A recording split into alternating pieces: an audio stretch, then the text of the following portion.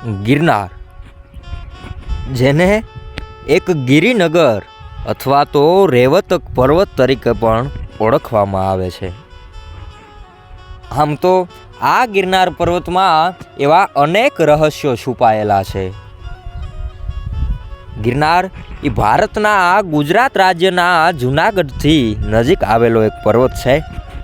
ગિરનાર હિમાલય કરતાં પણ જૂનો પર્વત માનવામાં આવે છે અને તેને પવિત્ર પણ ગણવામાં આવે છે.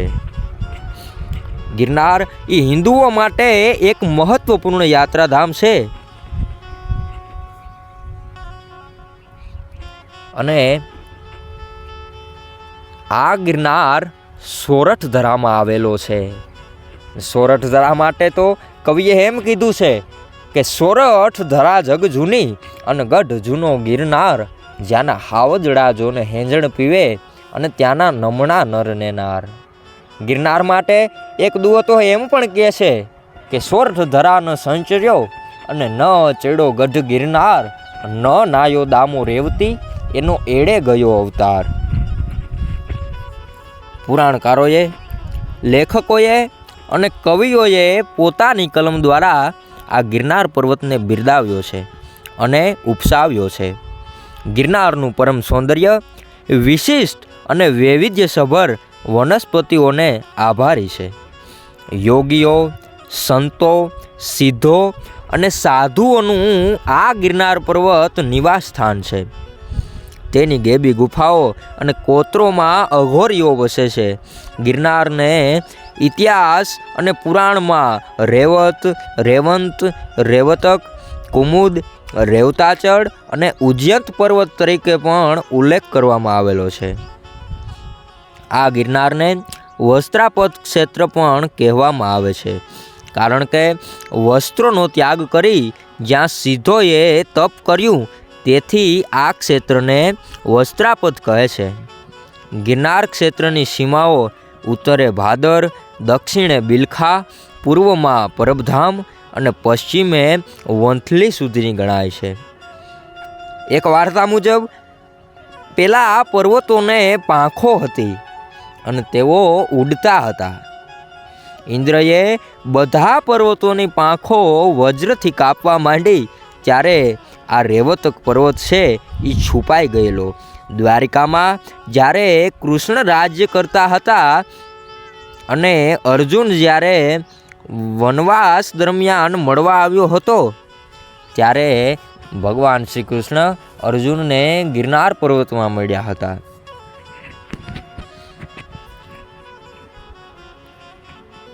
ગિરનારના રહસ્યની વાત કરીએ તો ઈસુની 7મી સદીમાં રચાયેલા સ્કંદ પુરાણના પ્રભાસ ખંડમાં ગિરનારનું મહાત્મય આપેલું છે.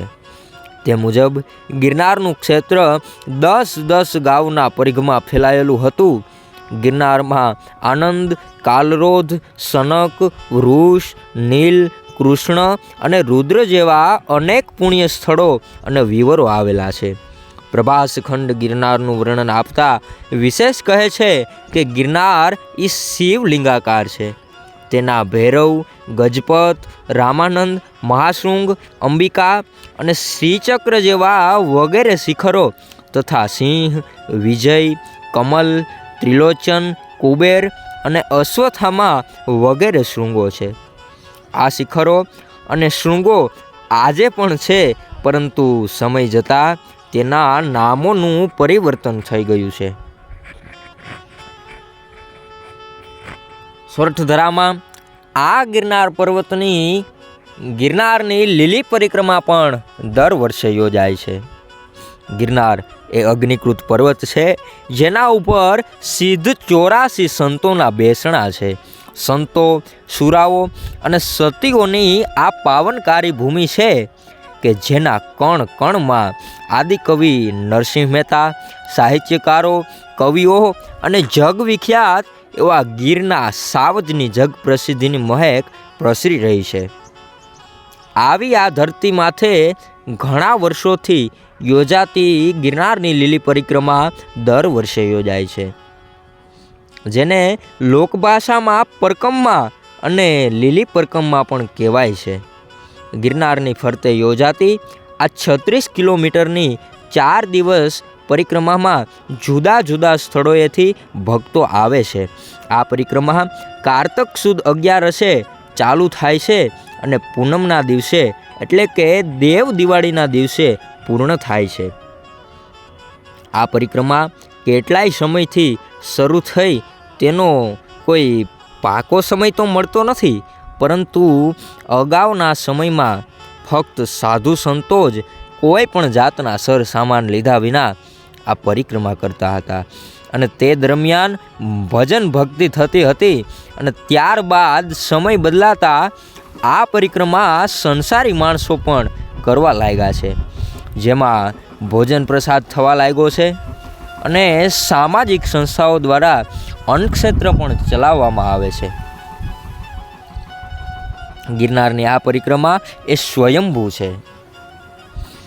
ગિરનારની પરિક્રમાનું મહત્ત્વ ખાસ તો એટલા માટે વધી જાય છે કારણ કે આવા ધાર્મિક સ્થળે એક સાથે અલગ અલગ પ્રાંત, રીત રિવાજ અને પહેરવેશના લોકોની સંસ્કૃતિને જાણવાનો મોકો મળે છે. શહેરની તમામ સુખ સુવિધાથી દૂર પ્રકૃતિના ખોળે અને જંગલના ઘટાટોપ વનરાયની વચ્ચે ખડખડ વહેતા ઝરણાઓની સંગાથે સુમધુર કરતા પક્ષીઓના કલરવ સાથે પ્રકૃતિની ગોદમાં જીવનના ત્રિવિધ તાપથી રાહત મેળવવા તેમજ તમામ પ્રકારના દુઃખ ભૂલીને આવનાર સમયમાં બને એટલું યથાશક્તિ પુણ્યનું ભાથું બાંધવા માટે અને પરમ સત્યને પામવા માટે આ પગપાળા પરિક્રમા યોજાય છે. તે દરમિયાન કેડીઓ, ધૂળિયા રસ્તાઓ, ડુંગરો, નાના મોટા ઝરણાઓ, સોળે કળાએ ખીલેલી વનરાય અને કુદરતી સૌંદર્ય જે કાશ્મીરની વાદીઓને યાદ કરાવે છે, જે યાત્રિકોને મંત્રમુગ્ધ કરે છે. અને આશરે 36 કિલોમીટરનો આ પગપાળાનો રસ્તો ક્યારે પૂર્ણ થઈ જાય છે અને થાક પણ ક્યાં ગાયબ થઈ જાય છે તેની કોઈને ખબર પણ પડતી નથી. લીલી પરિક્રમાની આપણે વાત કરીએ તો જૂનાગઢ શહેરથી 5 કિલોમીટર દૂર ગિરનારની તળેટીમાં કારતક સુદ 11 સવારથી જ ભવનાથ તળેટીમાં યાત્રિકો ભેગા થઈ જાય છે. તે જ દિવસે મધરાતે રૂપાયતનથી સંતો મહંતો, જિલ્લા વહીવટી અધિકારીઓ અને અનેક અગ્રણીઓ સાથે અસંખ્ય ભક્તોની હાજરીમાં દીપ પ્રગટાવીને બંદૂકના ભડાકા સાથે આ પરિક્રમાનો પ્રારંભ થાય છે. બીજા દિવસે કામણગારી ધરાને ખૂંદતા અને પ્રકૃતિને નિહાળતા અને આનંદ પ્રમોદ કરતા પગપાળા પંથ કાપતા જાય છે. દિવસ દરમિયાનનો થાક પ્રથમ દિવસે થોડોક ઓછો લાગે છે અને બપોરના ભોજન માટે બધા યાત્રિકો પોતપોતાની રીતે જમવાનું બનાવીને તૃપ્ત થાય છે. આમ બીજા દિવસે રાત્રિ રોકાણ ઝીણા બાવાની મઢીએ થાય છે. યાત્રિકો માટે આ પ્રથમ વિસામો છે. અહીં શરૂઆતમાં વડલીવાળા માતાજીની જગ્યા આવેલી છે, તે પછી ઝીણા બાવાની મઢી આવે છે. અહીં નવાબી કાળમાં ઝીણા બાવા નામના સંત ધૂણી ધખાવી અને રહેતા હતા, જેના નામ ઉપરથી આ સ્થળનું નામ પડ્યું છે ઝીણા બાવાની મઢી. પહેલાં તો અહીંયા એક ઝૂંપડી હતી. આજે તો અહીં ભગવાન શિવનું મંદિર અને ઝીણા બાવાનો ધૂણો પણ આવેલો છે. આડે દિવસે કોઈ પણ માણસ જોવા ન મળે ત્યાં લાખો માણસો સાથે રાત્રિ રોકાણ કરે છે. આ દરમિયાન ઘણી બધી સામાજિક સંસ્થાઓ દ્વારા અન્નક્ષેત્ર ચાલે છે. આમ તેરસના દિવસે ભગવાન સૂર્યનારાયણના પ્રથમ કિરણો ધરતી ઉપર પડતાની સાથે જ બધા ચાલવાનું શરૂ કરે છે. ત્રીજા દિવસે સવારથી જ નવી તાજગી સાથે યાત્રિકો જય ગિરનારી, જય ભોલેનાથ હર હર મહાદેવ, જય ગુરુદત્ત જેવા નારા લગાવતા લગાવતા આગળ વધે છે અને બપોરનો સમય થતાં યાત્રિકો સાથે લાવેલો નાસ્તો કરે છે અથવા તો રસોઈ બનાવે છે અને સાંજ પડતાં જ જંગલના ગીચ ઝાડી હોવા છતાં ગમે ત્યાં જગ્યા મેળવી અને પડાવ નાખે છે. આમ ત્રીજા દિવસનું રાત્રિ રોકાણ માળવેલા થાય છે. આ સ્થળ ગિરનારના જંગલના મધ્યમાં આવેલું અતિ રમણીય છે. અહીં ખૂબ જ ઊંચી વેલો થાય છે જ્યાં દિવસના સૂર્યના કિરણો પણ પહોંચી શકતા નથી અને તેથી જ તેનું નામ માળવેલા પાડવામાં આવ્યું છે. અહીં પણ રાત્રે ભજનીકો દ્વારા ભજન અને રાસ મંડળીની જમાવટું થાય છે અને આમ યાત્રિકો પોતાનો થાક ભક્તિમય અને કુદરતી સૌંદર્યથી ભરપૂર જગ્યાએ ઉતારે છે. આમ 14ની સવારે બધા ત્યાંથી ચાલવાનું શરૂ કરે છે. ચોથા દિવસે સવારે યાત્રિકોની વણઝાર માળવેલાથી નીકળી અને ગિરનારની પૂર્વમાં થઈને દક્ષિણ તરફ વળે છે ને ધીરે ધીરે ચાલતા વિસામો લેતા લેતા આગળ વધે છે. આ દિવસે યાત્રા અંતિમ ચરણમાં હોવાથી શારીરિક રીતે અશક્ત વૃદ્ધ યાત્રિકો વિસામો લેતા લેતા ધીમે ધીમે આગળ વધતા હોય છે અને સાંજના સમયે બધા યાત્રિકો આવે છે બોરદેવી. આમ પરિક્રમાનું ચોથા દિવસનું અને છેલ્લા દિવસનું રાત્રિ રોકાણ આવે છે. રળિયામણા અને મનોહર એવા આ બોરદેવી માતાજીની જગ્યામાં જ્યાં ગાઢ જંગલ છે ત્યાં બોરદેવી માતાજીનું શિખરબંધ મંદિર આવેલું છે. આ મંદિરના મહંત એવું જણાવે છે કે સ્કંદ પુરાણમાં આ જગ્યાનો ઉલ્લેખ જોવા મળે છે. તે મુજબ શ્રી કૃષ્ણના બહેન સુભદ્રાના અને અર્જુનના લગ્ન અહીં થયેલ છે.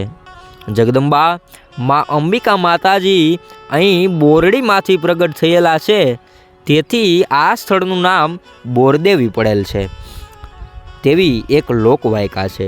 જેથી એક તરફ પાણી અને બીજી તરફ ગઢ ગિરનારની લીલી વનરાઈઓ જીવનનો તમામ થાક ઉતારી દે છે. આમ બોરદેવ માતાજીના દર્શન કરીને રાત્રિની મીઠી નીંદર માણી અને બધાય સવારના યાત્રાનો પંથ આગળ કાપવાનું ચાલુ કરે છે. યાત્રાના છેલ્લા અને પાંચમા દિવસે એટલે કે કારતક સુદ અને પૂનમ અને દેવ દિવાળીએ બધા યાત્રિકો ભવનાથ તરફ વળે છે. આમ આ યાત્રાના ઘણા ખરા યાત્રિકો ગિરનાર ચડે છે અને ત્યાં બિરાજમાન બધા દેવસ્થાનોના દર્શન કરે છે. અને તે સિવાયના યાત્રિકો ભવનાથ મહાદેવના દર્શન કરી અને ત્યાંથી દામોદર કુંડમાં સ્નાન કરી અને આ યાત્રા પૂર્ણ કરે છે. આમ આ કારતક સુદ 11થી શરૂ થતી યાત્રા દેવ દિવાળીએ શારીરિક ક્ષમતાની કસોટી રૂપ આ પરિક્રમા પૂર્ણ થાય છે. ગિરનારની તળેટીમાં ભવનાથ ખાતે મહાશિવરાત્રિના દિવસે ભરાતા આ ભવનાથના મેળામાં સમગ્ર ભારતના સાધુ સંતો ભેગા થાય છે, જે ભારતમાં કુંભના મેળા પછી બીજા સ્થાને આવે છે. પુરાણોમાં એવો ઇતિહાસ છે કે ગિરનાર એ 84 સિદ્ધોનું નિવાસ સ્થાન છે. ભવનાથનો સેંકડો વર્ષોથી સાધુ સંતોનો મેળો ભરાય છે. દેશ વિદેશથી સાધુ સંતોની વચ્ચે સંત સમાગમ તથા સત્સંગ કરવા ગિરનારની ગોદમાં આ ભવનાથનો મેળો આવે છે. અમરાત્મા, અશ્વત્થામા અને 5 પાંડવો આ ભવનાથના મેળામાં શિવરાત્રિની મધરાતે મૃગીકુંડમાં સ્નાન કરી અને ભવનાથ મહાદેવના દર્શન કરવા આવે છે. તેવી પણ એક લોકવાયકા છે. અને આમ પણ આ મેળાની સાથે જોડાયેલ મહત્ત્વની 2 જગ્યાનો ઇતિહાસ બહુ જૂનો અને પુરાણો છે. ભવનાથ મહાદેવ એની જો આપણે વાત કરીએ તો આપણા શાસ્ત્રોમાં કોઈ પણ મંદિરના પ્રાગટ્ય વિશેની જે વાતો જોવા મળે છે તે મુજબ ભવનાથ મહાદેવની કથા પ્રચલિત છે. તે પ્રમાણે જ્યારે પ્રલવ થયો અને બ્રહ્માના દિવસનો અંત આવ્યો ત્યારે સૃષ્ટિ રુદ્રમાં લય પામી. પ્રભાત થયું ત્યારે બ્રહ્મા, વિષ્ણુ તથા રુદ્ર સત્વ, રજસ અને તમસ રૂપે પ્રગટ થયા. પ્રલય વખતે શિવ જળમાં સમાધિસ્થ હતા. બ્રહ્મા, વિષ્ણુ અને રુદ્ર વચ્ચે કોણ મોટું એ અંગે વિવાદ જાગ્યો. તે સમયે શિવ વચ્ચે પડ્યા અને બ્રહ્માને ઉત્પત્તિ, વિષ્ણુને પાલન પોષણ અને રુદ્રને સંહારનું કામ સોંપી તકરારનો અંત આવ્યો.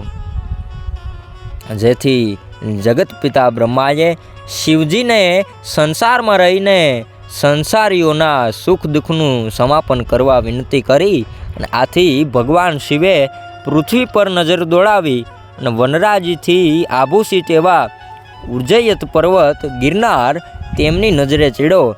જેથી ગિરનારના ખોળે ભગવાન શિવે આસન જમાવ્યું. બીજી તરફ કૈલાસમાં મહાદેવને ન જોતા માતા પાર્વતીએ શોધખોળ આરંભી અને શિવને દેવોએ સૃષ્ટિ પર મોકલ્યા છે તે જાણીને પાર્વતી ક્રોધે ભરાયા. પતિની શોધ કરતાં કરતાં પાર્વતીજી મહાદેવે જ્યાં આસન જમાવેલું ત્યાં આવ્યા, જેની સાથે બીજા દેવતાઓ પણ હતા. તે દિવસે ભગવાન શિવ ભવનાથ રૂપે પ્રગટ થયા. તે દિવસ વૈશાખ સુદ અને પૂનમનો હતો. પાર્વતીએ અંબિકા રૂપે ગિરનાર ઉપર તથા વિષ્ણુએ દામોદર તરીકે દામોદર કુંડમાં વાસ કર્યો અને અન્ય દેવતાઓ, યક્ષો અને ગાંધર્વોએ ગિરનારના અલગ અલગ સ્થાનોને પોતાના નિવાસ સ્થાન બનાવ્યા હતા. એવી એક લોકવાયકા છે. ભવનાથ મહાદેવની બાજુમાં મૃગી કુંડ પણ આવેલો છે. આ મૃગી કુંડની પણ આવી જ એક વિસ્મયભરી કથા છે.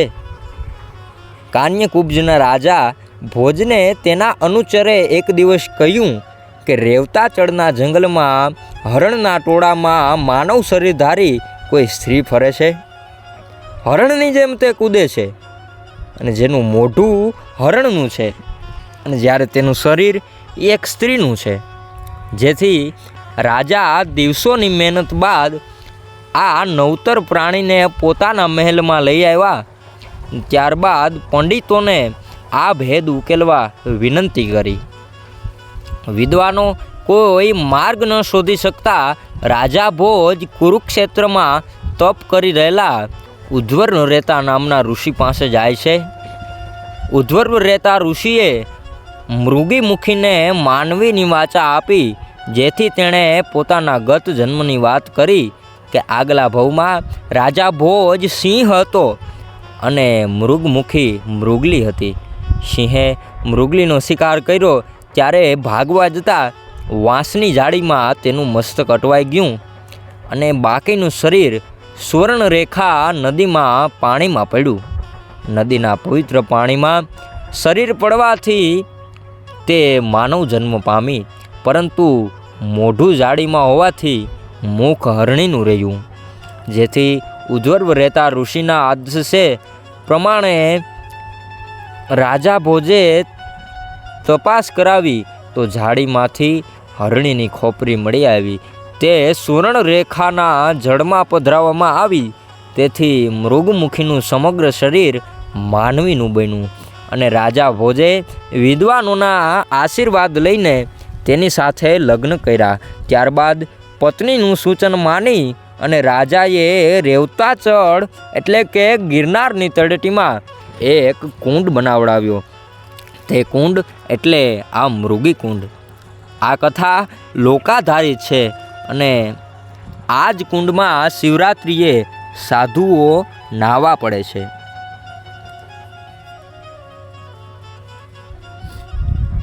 ભવનાથનો મેળો. ગિરનારના પ્રથમ પગથિયાની આસપાસ આવેલી ભવનાથ તળેટીમાં દર વર્ષે મહાવદ નોમ થી મહાવદ 14 એટલે કે શિવરાત્રિ સુધી ભરાય છે. આ મેળો સ્વયંભૂ છે, તેમજ આ મેળાના કેન્દ્ર સ્થાને સંસારીઓ નહીં પરંતુ સાધુઓ છે. આ મેળાનો પ્રારંભ નોમને દિવસે ભવનાથ મહાદેવના મંદિરે ધજા ચડાવીને કરવામાં આવે છે.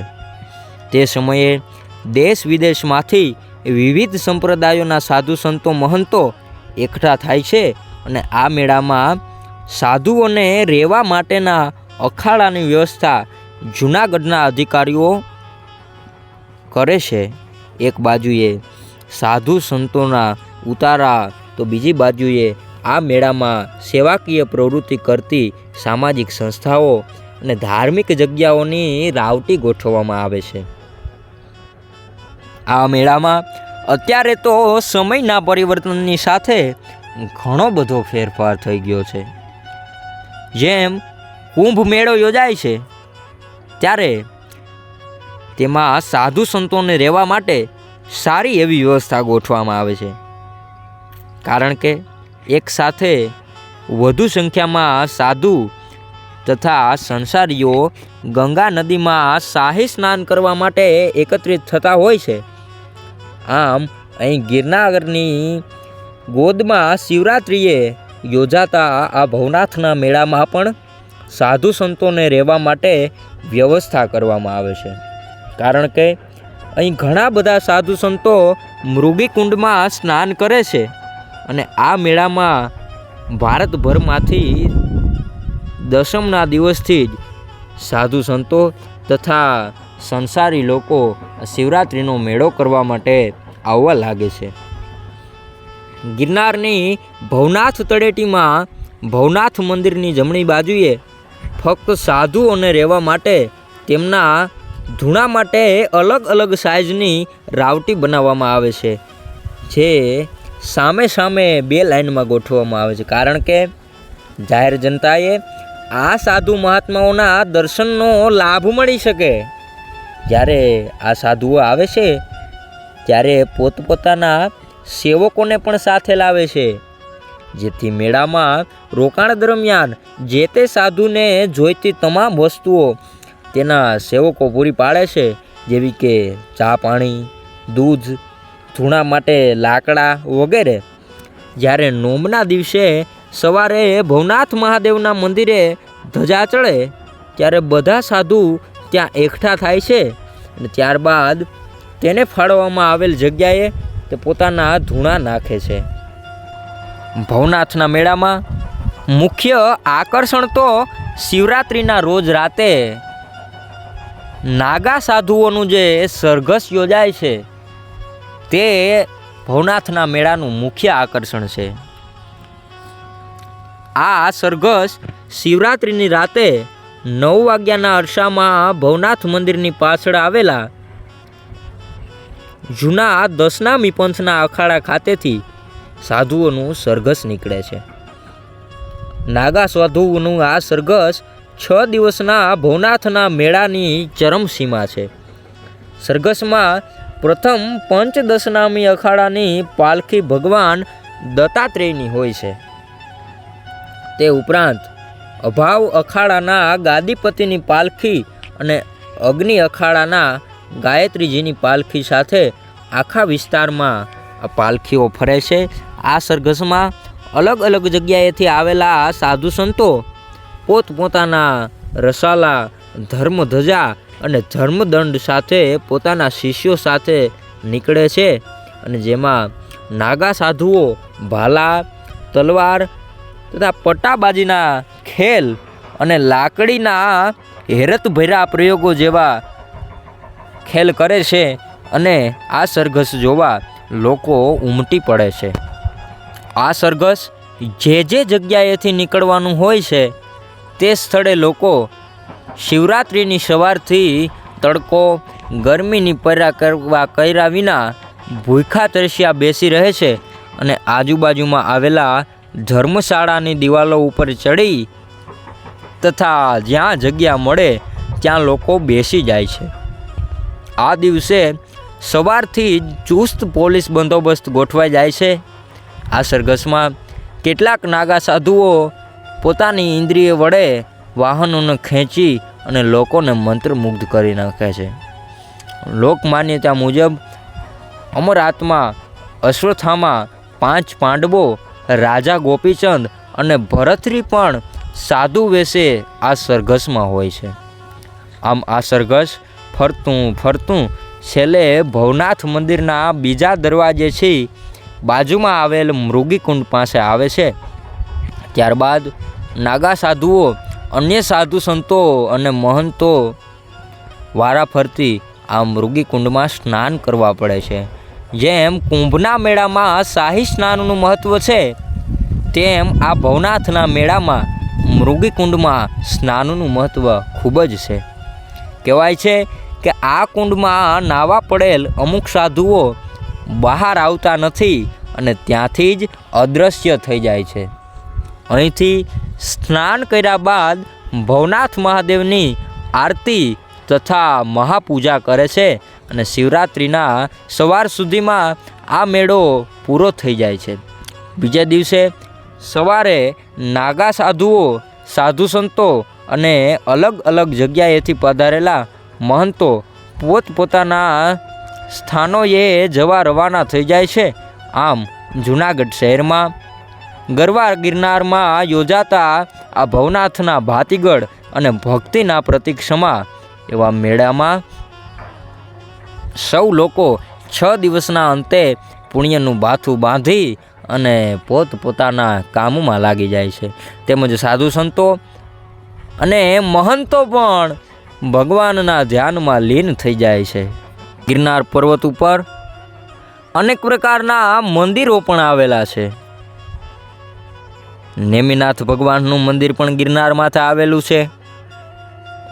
ત્યાં અરિષ્ટ નેમિનાથ મંદિર છે અને ત્યાં ભગવાન નેમિનાથ બિરાજે છે.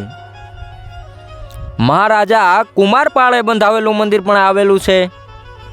જ્યાં વસ્તુપાળ વિહાર પણ આવેલું છે અને સમ્રાટ સંપ્રતિએ બંધાવેલું મંદિર પણ આવેલું છે. જ્યાં ચૌમુખજી મંદિર આવેલું છે અને શેઠ ધર્મચંદ અને હેમચંદે બંધાવેલું મંદિર પણ ગિરનાર માથે આવેલું છે. તેમાં આપણે જો નેમિનાથ દેરાસરની વાત કરીએ તો ગિરનાર અને ગિરનારની મહત્તા ધાર્મિક દ્રષ્ટિએ ઘણી બધી મોટી આંકવામાં આવી છે.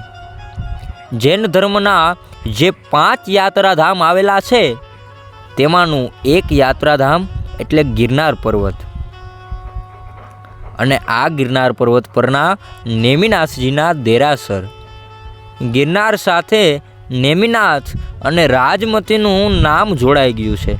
પોતાના લગ્ન સમારંભ વખતે વધ કરવામાં આવનારા પશુઓના ભાંભરડા સાંભળી અને રાજકુમાર નેમિનાથનું હૃદય હચમચી ઉઠ્યું, જેથી રાજપૂત કુંવરે ત્યાગની દિશા લીધી અને રાજમતીએ પણ સ્વેચ્છાએ ત્યાગની વાટ પકડી. ગિરનાર એમની તપસ્યા ભૂમિ બન્યો અને નેમિનાથજી અને રાજમતીની અપૂર્વ ત્યાગ ભાવનાથી ગિરનાર જૈનોનું તીર્થધામ બન્યો છે. આ જૈન દેરાસરનું જમીનથી લગભગ 3300 ફૂટ ઊંચે શિખર આવેલું છે. ગિરનાર ઉપર દેવકોટ દરવાજામાંથી અંદર જતા જૈન દેરાસરો દ્રષ્ટિગોચર થાય છે. ગિરનારના તીર્થનાયક નેમિનાથજી છે એટલે વિશાળ મુખ્ય દેહરું તેમનું છે. મંદિર ફરતો બહારનો રંગ મંડપ, ચોક અને નિજ મંદિરના કલાના મનોહરી નમૂના છે. તેમાં નેમિનાથજીની શ્યામ મૂર્તિ બિરાજમાન છે. આ દેરાસર વિક્રમ સંવત 609માં કાશ્મીરવાસી રતન શાહ નામના શ્રાવકે બંધાવ્યું હોવાનું કહેવાય છે. ત્યારબાદ સમય જતાં દેરાસરનો જીર્ણોદ્ધાર વિક્રમ સંવત 1285માં થયેલ છે.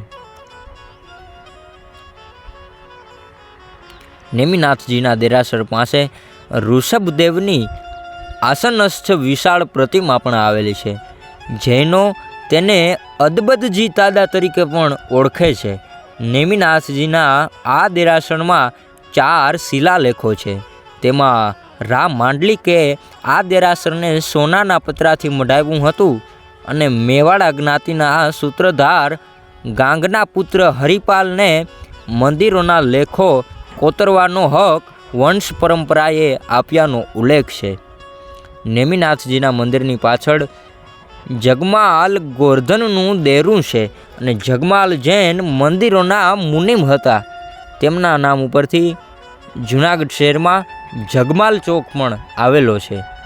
આ સિવાય સગ્રામ સોની અને માનસંગ ભોજરાજે બંધાવેલા દેરાસરો, સૂર્યકુંડ, રાના સમયના અવશેષો, કુમારપાળે બંધાવેલું દેરાસર, સંપ્રતિ રાજાનું મંદિર, હાથીકુંડ, રાજુલની ગુફા વગેરે યાત્રિકો પ્રવાસીઓને આકર્ષે છે.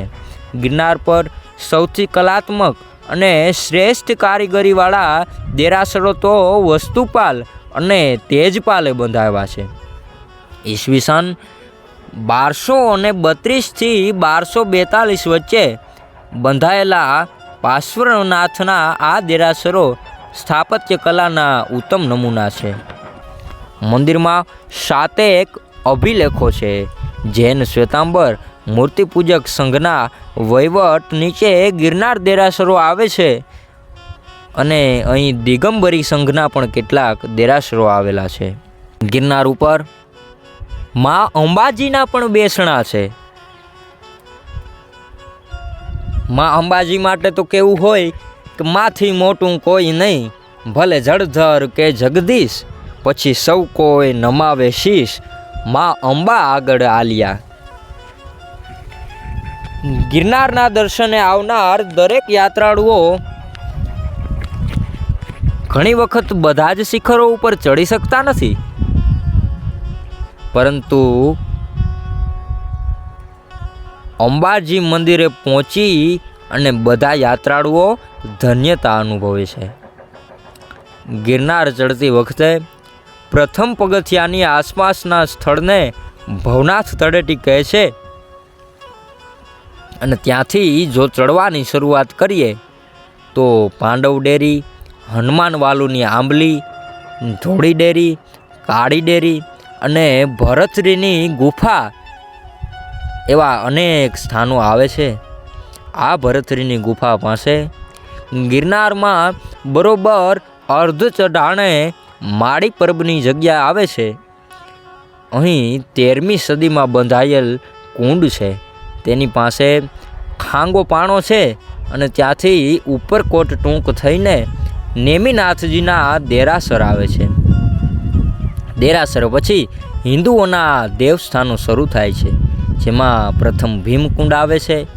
ત્યાંથી અંબાજી મંદિરે જતા એક રસ્તો સાતપુડાની ગુફાઓ તરફ જાય છે, જ્યાં જટાશંકરી ધર્મશાળા, નિર્મળ જળનો કુંડ, ગૌમુખી ગંગા આવે છે. ત્યાંથી થોડે દૂર રામાનુજ સંપ્રદાયની પથ્થરચટી નામની જગ્યાએ આવે છે ને બરોબર તેની સામે જ ભૈરવ જપનો પથ્થર આવેલો છે. ત્યાંની એક પ્રચલિત માન્યતા તો એવી પણ છે કે આ પથ્થર પરથી જો કોઈ માણસ પડે અને આપઘાત કરે તો તેને રાજપદ મળે છે, પણ અત્યારના સમયમાં આવું બનતું નથી. ભૈરવ જપની પાસે ઈસવીસન 1824માં આવેલા ગિરનારમાં આવીને વસેલા યોગી સેવાદાસજીની જગ્યા આવેલી છે અને અહીંથી નીચે ઉતરતા શેષાવન, ભરતવન અને હનુમાનધારાના સ્થાનકો આવે છે. અને ગિરનાર ઉપર ચડવાનો આ જૂનો માર્ગ છે. આમ ભીમકુંડથી અંબાજી મંદિરે જતા રસ્તામાં આવતા અન્ય સ્થળોએ દર્શન કરીને ફરીથી યાત્રાળુઓ મૂળ રસ્તે આવી અને અંબાજી મંદિરે પહોંચે છે. અને મા અંબાજીનું મંદિર પશ્ચિમાભિમુખ આવેલું છે, જે ગુર્જર ઢબનું છે. ભગવાન શિવ ભવનાથ રૂપે અને મા પાર્વતી અંબા ભવાની રૂપે પવિત્ર ગિરનારમાં વસે છે તેવી લોકોમાં એક પ્રકારની શ્રદ્ધા છે. જેમ ભારતમાં અન્ય જગ્યાએ ડુંગર ઉપર અંબાજી માતાના બેસણા છે, તેમ ગિરનાર જેવા પવિત્ર ડુંગર ઉપર પણ મા અંબાજીના બેસણા છે. ત્યાંથી આગળ ગોરખનાથનો ધૂણો આવેલો છે. અંબાજી માના દર્શન કર્યા બાદ ગુજરાત રાજ્યના સૌથી ઊંચા સ્થળમાં જેની ગણના થાય છે તે ગિરનાર પર્વતની સૌથી ઊંચી ટૂંક એટલે કે ગોરખ ટૂંક, જે 3600 ફૂટની ઊંચાઈવાળું એક ગોરખ શિખર આવે છે. અહીં નાથ સંપ્રદાયના નવનાથમાંના ગોરખનાથજીનો ધૂણો અને તેમની ચરણ પાદુકા આવેલી છે. આ જગ્યાએ પહોંચતાની સાથે જ કોઈ પણ માણસના ઉરમાં આનંદ ઉભરાવા માંડે છે. અને અહીંથી પૂર્વ બાજુ ઓઘડનાથની ટૂંક આવેલી છે. અહીંથી પગથિયા નીચે ઉતરી અને કમંડળ કુંડ તરફ જવાય છે. અને કુંડ પાસે ગુફા, દત્તાત્રેય ભગવાનનું સુંદર મંદિર આવેલું છે, જેમાં દત્તાત્રેયનો ધૂણો પણ છે. અહીં સાધુઓનું અન્નક્ષેત્ર નિયમિત રીતે ચાલે છે. આવનાર તમામ યાત્રિકોને પ્રેમથી પ્રસાદ જમાડવામાં આવે છે. તેની બાજુમાં જ નંદીશ્વર મહાદેવનું મંદિર આવેલું છે અને થોડે દૂર અનસુયાની ટૂંક આવેલી છે. આમ આગળ જતાં રસ્તો ખૂબ જ થકાવનારો હોય છે. આમ ગિરનારની ઊંચામાં ઊંચી ટૂંક એટલે ગોરખનાથ ટૂંક આગળ વધાય છે. ત્યાંથી આગળ દત્તાત્રેયનો ધૂણો આવે છે. ગોરખનાથ ટૂંકથી દત્તાત્રેય ટૂંક સુધી પહોંચવા માટે રસ્તો ખૂબ જ કઠિન ગણાય છે. અહીંયા ચડવા માટે પગથિયા તો છે, પરંતુ સમગ્ર આરોહણનો થાક ભેગો થાય છે અને ધીરે ધીરે થાક ખાતા યાત્રિકો પહોંચી શકે તેવી આખરી દત્તાત્રેય ટૂંક આવે છે. અને અહીં ભગવાન દત્તાત્રેયનું મંદિર ત્રેતાયુગના સમયનું એટલે કે ભગવાન રામના જન્મ પહેલાંનું છે એવું કહેવામાં આવે છે. કહેવાય છે કે બ્રહ્મા, વિષ્ણુ અને શિવના સ્વરૂપે અનસુયાની કોખે પ્રગટેલા દત્તાત્રેય ભગવાને અહીંયા 12,000 વર્ષ તપ કર્યું હતું અને તેમના પગલાં અહીં સ્વયંભૂ પ્રગટ્યા છે. અનેક સિદ્ધ લોકો અને દિવ્ય ચેતનાઓ આ સ્થળની મુલાકાત લે છે અને ષટકોણ આકાર મંદિરમાં ભગવાન દત્તની પગલાં બિરાજે છે. તેમનું સુંદર સ્વરૂપ અને પાદુકાઓ રાખવામાં આવેલી છે. આ સ્થળે એક ઘંટ પણ આવેલ છે જે 3 વખત વગાડવાની માન્યતા છે. આ શિખરની આગળ જ કાળકા ટૂંક આવે છે. ત્યાં જવા માટે પગથિયા તો નથી. પૂર્વ બાજુની આ ટૂંક ઉપર કાલિકા માતાના બેસણા છે, જેના દર્શન દત્તાત્રેય ટૂંકથી કરવા પડે છે. દત્તાત્રેય ટૂંકથી સંપૂર્ણ વિહંગ દ્રશ્ય થાય છે. દૂર તળેટી, માળવેલો, બોરદેવી, ગબ્બરનો ડુંગર અહીંથી જોઈ શકાય છે. આમ ગિરનારના એક છેડે ગુરુદત્તના બેસણા છે, તો નેતૃત્વમાં જમ્યલસા દાતારનું આસન છે. અહીંથી ઉતરવા માટે પરત ફરવાનું હોય છે. ઉતરતી વખતે લગભગ બપોર પછીનો સમય થઈ ગયો હોય છે, જેથી તડકાનો તાપ પણ વધારે લાગે છે, જેથી થાક ખાતા નીચે માણસો ઉતરે છે.